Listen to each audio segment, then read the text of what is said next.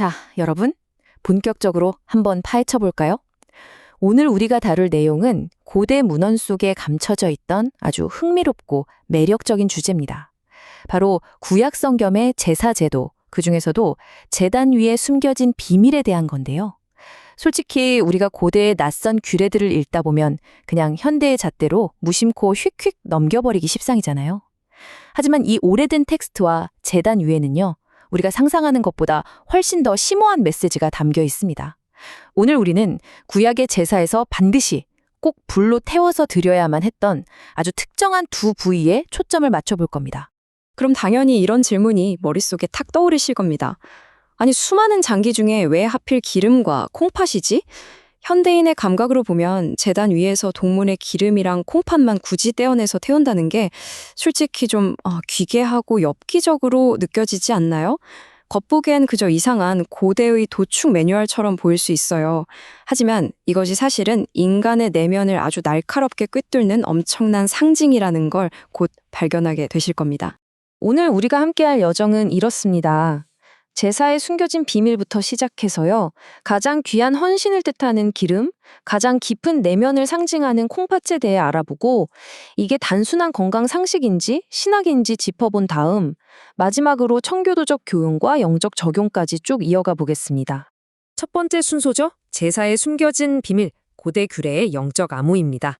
고대 레위기 법전들을 쭉 읽어보신 분들은 아시겠지만 얼핏 보면 그냥 옛날 위생수칙이나 고리타분한 식단표처럼 보일 때가 있거든요.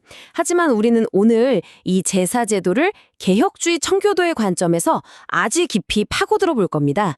청교도들은 이 특정 부위를 불태우는 행위를 절대 우연이나 단순한 생물학적 이유로 보지 않았어요.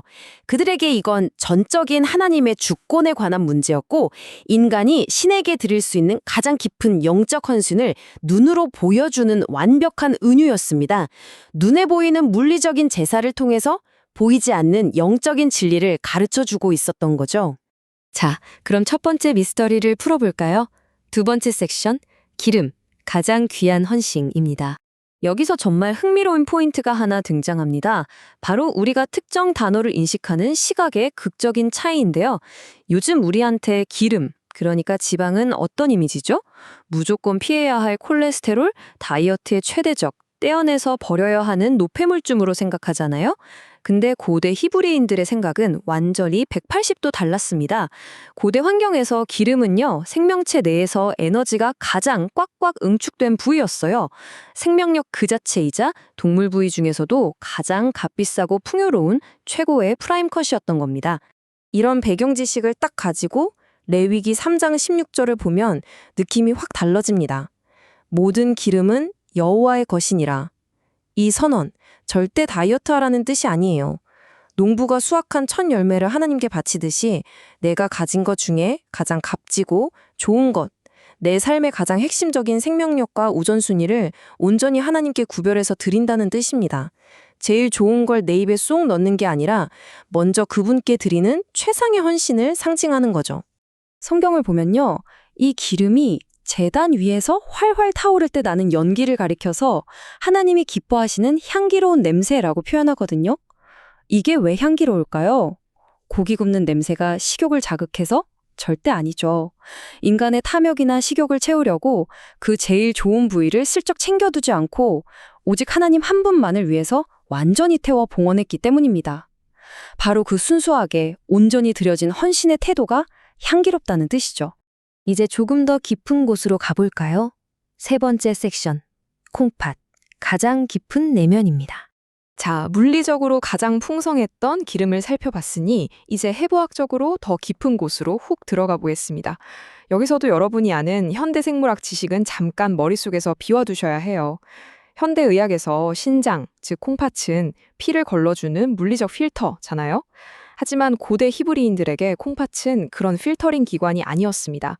그들은 콩팥을 인간의 가장 깊숙한 내면, 그러니까 은밀한 감정이나 양심, 남들에게 절대 들키지 않은 속마음과 꽁꽁 숨겨진 동기가 머무는 영혼의 지성소라고 생각했어요.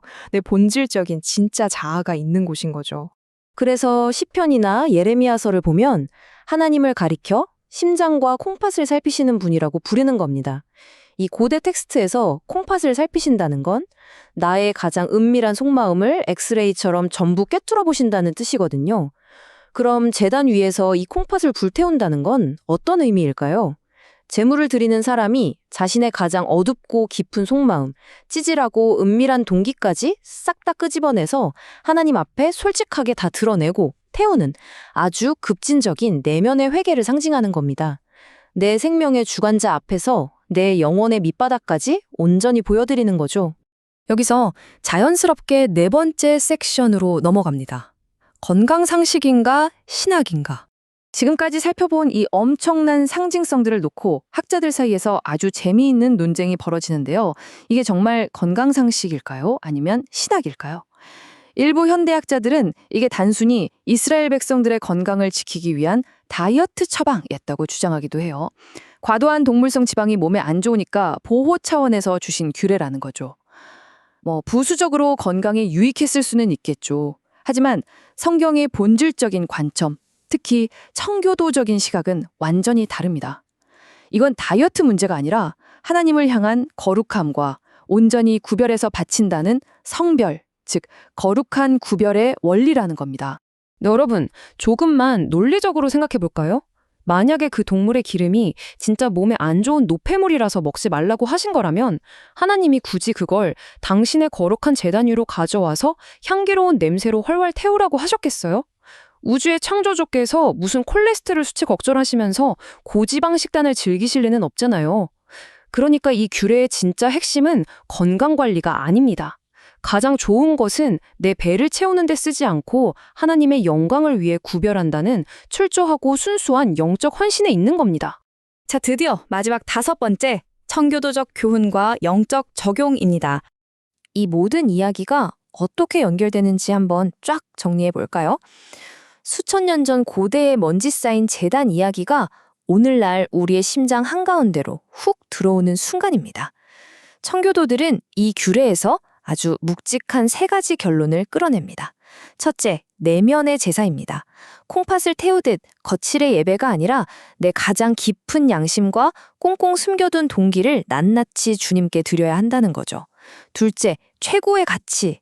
기름을 바치듯 내 삶에 남는 찌꺼기가 아니라 나의 가장 좋은 시간, 빛나는 재능, 소중한 물질을 가장 먼저 구별해서 드리는 겁니다. 그리고 마지막 셋째, 이 모든 물리적인 제사는 결국 단 한 분을 가리키고 있습니다. 바로 흠없는 제물로서 자신의 가장 좋은 것, 생명 전부를 태워 향기로운 제물로 내어주신 예수 그리스도의 완전한 순종과 헌신, 바로 그 완벽한 헌신을 미리 보여주는 그림자였던 겁니다. 오늘 이 해설을 마무리하면서 여러분 스스로에게 아주 도발적인 질문을 하나 던져보고 싶네요. 오늘 여러분의 삶에서 가장 값진 것, 바로 그 영적인 기름은 도대체 무엇입니까? 그리고 그 귀한 에너지를 지금 누가 소비하고 있나요? 오직 나 자신의 욕망과 만족만을 위해 다 타버리고 있습니까? 아니면 향기로운 연기가 되어 더 높은 곳을 향해 피어오르고 있습니까?